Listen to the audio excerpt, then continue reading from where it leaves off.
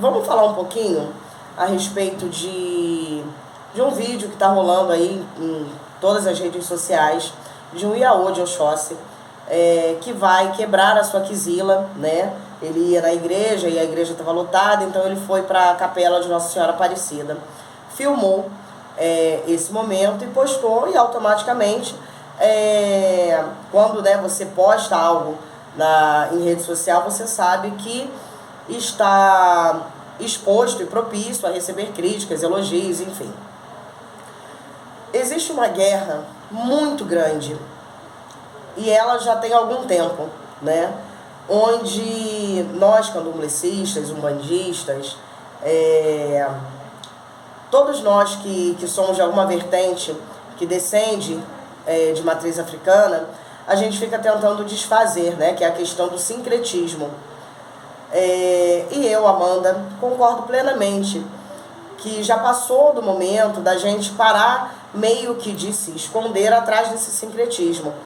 Porém, a gente precisa entender que essa ritualística de ir à igreja é uma ritualística antiguíssima, tá? Onde os Iaôs iam, sim, após um período, né, da iniciação, eles iam até a igreja para quebrar essa quizila, para uma apresentação, tá? Uma certa comunhão, né, com o padre, onde o padre vinha e jogava água benta, enfim, tinha-se toda uma ritualística em torno disso.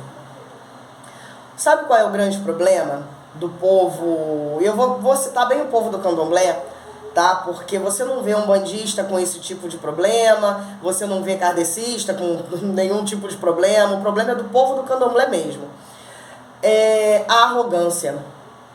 E eu vou explicar o porquê da arrogância.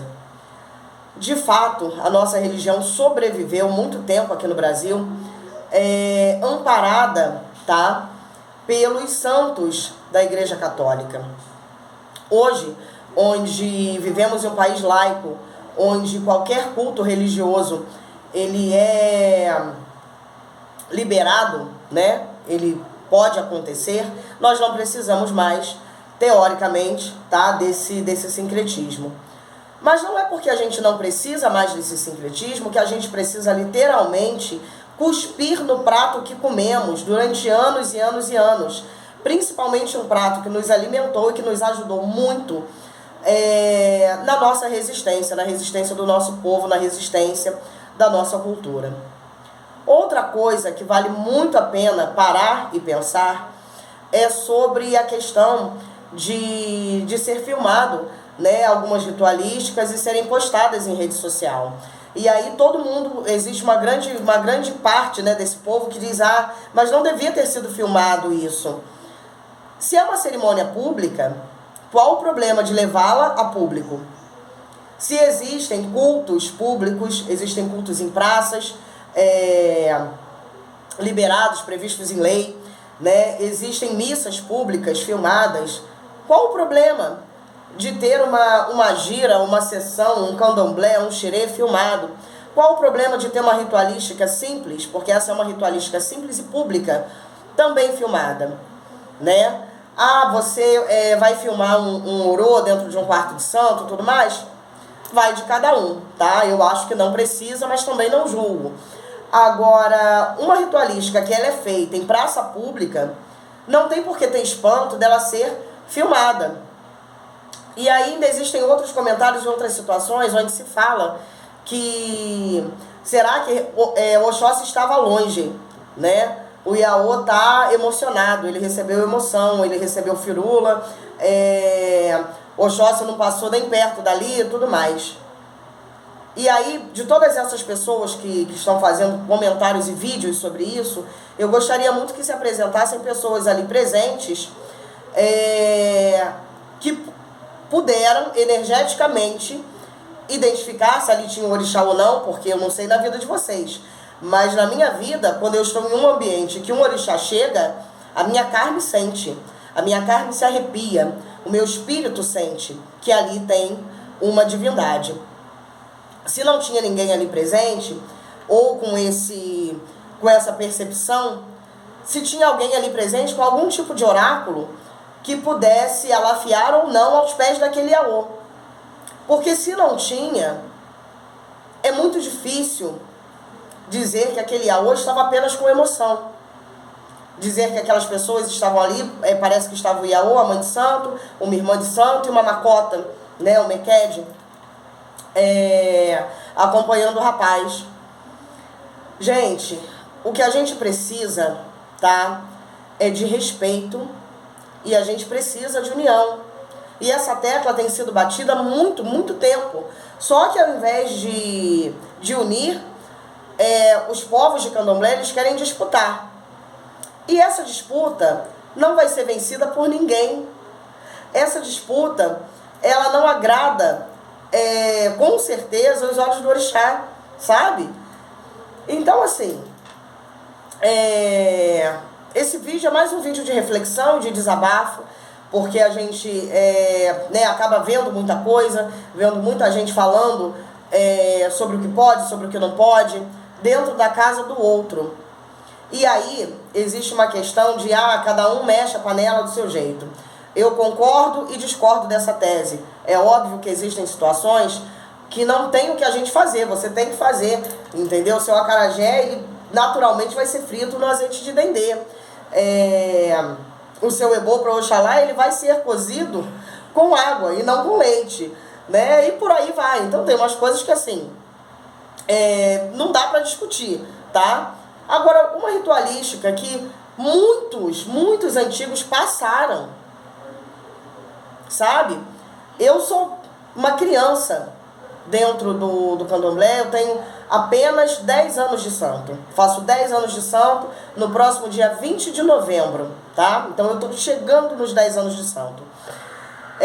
Mas eu, por exemplo, passei por essa ritualística, eu e meu barco, tá? Nós fomos até a igreja, enfim. Qual é o problema, sabe? E aí aquele Iaô, qual o problema de Oxóssi chegar ali, naquele lugar? O fato de um orixá chegar em uma igreja não faz daquele orixá um santo de uma igreja católica.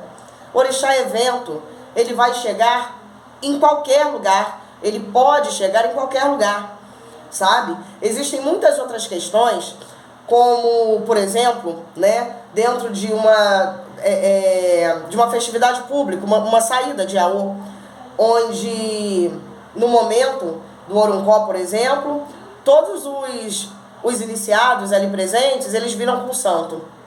Todos os iniciados abaixo de 7 anos. Porque os iniciados acima de 7 anos, eu não sei o que acontece, o santo não precisa mais chegar ou para reconhecer ou para prestigiar. Eu não encaro como reconhecimento, sabe? Eu não acho que o Iaô vira de santo, roda de santo, quando o outro Iaô dá o Oruncó, por reconhecimento.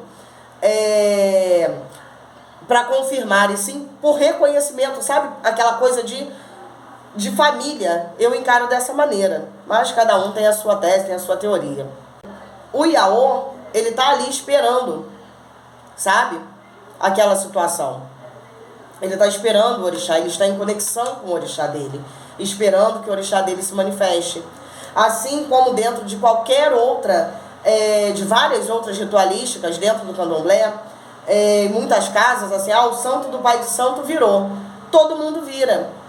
Se você sabe que aquele orixá vai virar, né, uma festividade daquele orixá, por exemplo, você vai já estar esperando, entendeu? O seu santo chegar. Você já está em conexão ali com o seu santo, esperando ele chegar. Então, gente, há 1 milhão de pessoas que vai dizer que estava errado, que o menino estava de emoção. Outros concordam com o que eu estou dizendo, entendem o que eu estou dizendo. E eu vou ser muito franca, isso pouco me importa. O que eu gostaria de deixar nesse vídeo, até como um apelo mesmo, um apelo de mais humildade e menos disputa.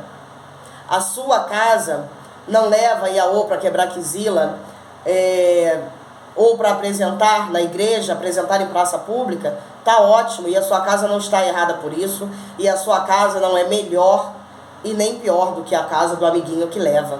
Mas se nós não nos respeitarmos, é melhor que todo mundo pare de levantar a bandeira do respeito à religiosidade, sabe?